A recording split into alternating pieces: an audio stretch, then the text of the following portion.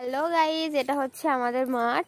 অনেকদিন পর এসেছি, তাই একটু মাঠটা দেখতে ইচ্ছে হলো, তাই বেরিয়ে পড়েছি। তাই তোমাদেরকে একটু দেখাচ্ছি, তোমরা একটু দেখে নাও। এই হচ্ছে আমার আয়ান পাপা। আয়ান, আয়ান, আয়া, তুমি কোথায় যাচ্ছ?